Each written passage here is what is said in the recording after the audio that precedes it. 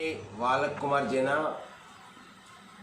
भूगोल विभाग, बहरागोड़ा महाविद्यालय बहरागोड़ा मैं आज easy semester 3 CC 6 geography of India Bharat का भूगोल के बारे में जानकारी दे रहा हूँ। टॉपिक है principle of crops in India. Bharat के प्रमुख फसलें, तो कहने का है हमारा देश यानी भारत एक शीतोष्ण तथा समशीतोष्ण कटिबंध में स्थित है। फलस्वरूप कहा जा सकता है कि यहाँ की जो जलवायु है यानी जो मृदाएं हैं में विभिन्नता पाई जाती है।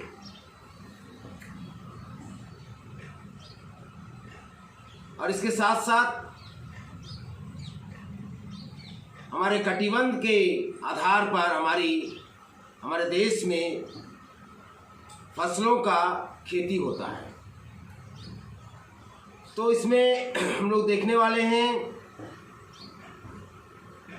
जो कुछ फसलें ऐसा है जैसे चावल हो गया, गन्ना हो गया, मूंगफली हो गया, तिल हो गया, केला, ऐसा कुछ फसलें हैं जो उष्ण कटिबंधीय जलवायु में पैदा की जाती है। दूसरे और जैसा कि कपास हो गया, गेहूं हो गया, चना हो गया, सोयाबीन हो गया, तंबाकू, ऐसा कुछ फसलें जो है ये सब जो है समशीतोष्ण कटिबंध वाले जलवायु में इसका पैदावार अधिक होता है। ठीक है, इस प्रकार हम लोग कह सकते हैं हमारे यहाँ की जो भौतिक एवं जलवायु की जो विभिन्नताएं के आधार पर हम लोग इस देश में फसलों का पैदावार करते हैं। तो हमारे देश यानी भारत देश के कुछ प्रमुख फसलों में सबसे पहले हम लोग देखने वाले हैं खाद्यान्न फसलें। खाद्यान्न फसलों के अंतर्गत आता है चावल, गेहूं, बाजरा, मक्का, दालें। दूसरा में हम लोग कुछ पेय पदार्थ के अंतर्गत जैसे चाय हो गया, कहवा हो गया, तंबाकू।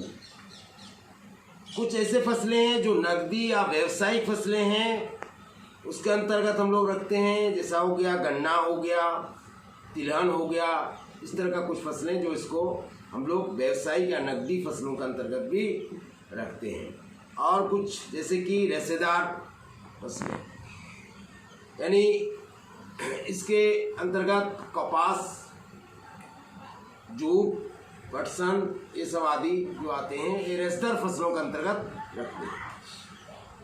तो सबसे पहले हम लोग खाद्यान्न फसलें के बारे में जानकारी लेंगे। और खाद्यान्न फसलों के अंतर्गत हम लोग सबसे पहले चावल को देखेंगे। चावल यानी राइस। तो यह जो है यानी चावल जो है भारत के एक सर्वाधिक महत्वपूर्ण खाद्यान्न फसलें हैं। ठीक है, एक सर्वाधिक महत्वपूर्ण खाद्यान्न फसलें हैं और यह मानसूनी प्रदेशों की फसल है। ठीक है, यह भारत में लगभग 3/4 जो है मनुष्य का भोज्य पदार्थ है। विश्व के उत्पादन का लगभग 19% जो चावल भारत से प्राप्त होता है। कितना?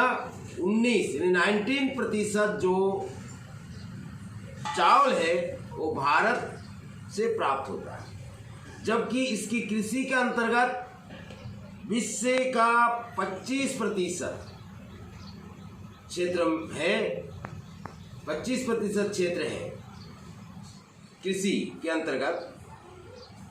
चावल उत्पादन में, कुल चावल उत्पादन में माना जाता है कि भारत का जो स्थान है वो चीन के बाद दूसरा में है, चीन के बाद दूसरा माना जाता है, ठीक है, पूरे विश्व में। इस तरह से हम लोग थोड़ा सा जानकारी साथ ही कह रहे हैं कि इन फसलों को उत्पादन करने के लिए, चावल को उत्पादन करने के लिए कुछ मुख्य भौगोलिक परिस्थितियां या दशाएं हैं। उसके अंतर्गत सबसे पहले हम लोग देखेंगे तापमान, यानी इसको उत्पादन करने के लिए तापमान का क्या ज़रूरत है, जल कैसे चाहिए, मिट्टी क्या चाहिए, श्रमिक क्या चाहिए, सारे बारे में थोड़ा बहुत जानकारियाँ लेंगे। तो सबसे पहले तापमान जो है, चावल एक उष्णकटिबंधीय पौधा है, इसके लिए ऊंचे तापमान की आवश्यकता होती है। इसको बोते समय कम से कम 20 डिग्री सेंटीग्रेड जो है और पकते समय 27 डिग्री सेंटीग्रेड तापमान की जरूरत है, ठीक है, यानी इसको उपजाने का एक सही माना जाता है। और अगर देखा जाए, इसकी प्रचुर मात्रा में प्रकाश और धूप की आवश्यकता होती है, इसका प्रचुर मात्रा में प्रकाश और धूप की भी आवश्यकता होती है, ठीक है। साथ ही इसके लिए जो है ओला, पाला या शीतलहर, तूफानी पवने, ये सब इसके लिए बहुत बड़ा हानिकारक है, इसका घातक माना जाता है। और इसकी अच्छी उपज के लिए कम से कम जो है 100 सेंटीमीटर वर्षा की भी आवश्यकता होती है, ठीक है। इस तरह से ये तापमान और थोड़ा सा वर्षा की जानकारी लिए। जल में कहते हैं कि इसमें कम से कम ये भी जान रहे हैं कि 75 दिन खेतों में 75 डेज जो है तक पानी भरा रहना चाहिए, इसको अच्छा माना जाता है। चावल की खेती अधिकतर नदियों की डेल्टा और समुद्री किनारों के नीचे तटीय प्रदेशों में इसका ज़्यादातर किया जाता है, खेती की जाती है।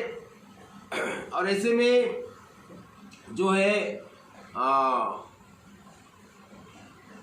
साधारणतः सिंचित क्षेत्रों तथा 75 से 200 सेंटीमीटर वर्षा वाले भागों में अधिकतर चावल को बोया जाता है, ठीक है।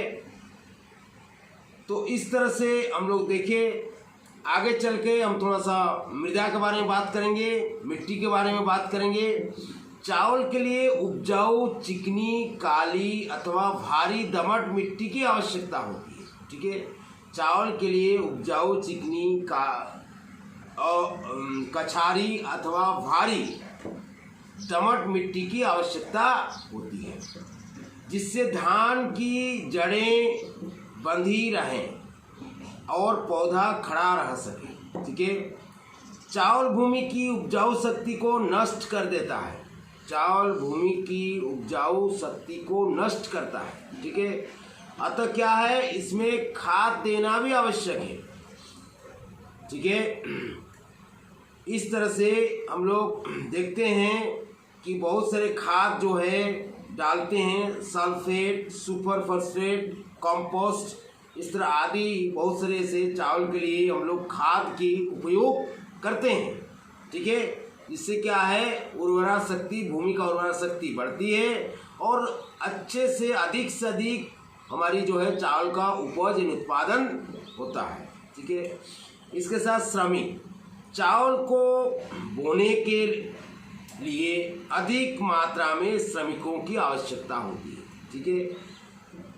इसके साथ साथ उसका यानी कहने का है कि बोने या रफने का या कटाई के लिए, कटने के लिए, झाड़ने के लिए आदि सब के लिए हम लोग को श्रमिकों की भी अधिक ज़रूरत है, ठीक है। इस तरह से हम लोग भौगोलिक दशाओं के बारे में, चावल की भौगोलिक दशाओं या परिस्थितियों के बारे में हम लोग देखें। आगे चल के इसका उत्पादन के बारे में थोड़ा सा बात करेंगे, उत्पादक क्षेत्र के बारे में बात करेंगे। भारत में बोई गई फसलों के अंतर्गत सबसे अधिक क्षेत्रफल चावल का है। कुल बोई भूमि के 17% भाग पर, ठीक है, कुल बोई भूमि के 17% भाग पर तथा खाद्यान्न के अंतर्गत बोई गई भूमि के 35.9% भाग पर धान की खेती की जाती है। ठीक है, इसके अंतर्गत जैसे कि हुआ आंध्र प्रदेश, असम, बिहार, महाराष्ट्र, मध्य प्रदेश, तमिलनाडु, उड़ीसा, पंजाब, उत्तर प्रदेश, केरल और पश्चिम बंगाल आदि मिलकर कम से कम कुल क्षेत्रफल के 97 यानी 97% जो है से अधिक भाग पर चावल की उत्पादन करते हैं। ठीक है, और कुछ राज्य और हैं, इसके अलावा और कुछ राज्य हैं जैसा कि कश्मीर, हरियाणा, दक्षिणी पूर्वी राजस्थान आदि कुछ और पूर्वोत्तर कुछ और छोटे राज्य हैं जहाँ पर हमारी इन चावल की पैदावार होती है, उत्पादन करते हैं। ठीक है, इस तरह से हम लोग चावल के बारे में थोड़ा जानकारी लिए, खाद्यान्न फसलों में चावल के बारे में जानकारी लिए। आगे चलकर गेहूँ, बाजरा और मक्का, दालें, जौर जो खाद्यान्न फसलों का बारे में जानकारी अगला कक्षा में जानेंगे। ठीक है, धन्यवाद।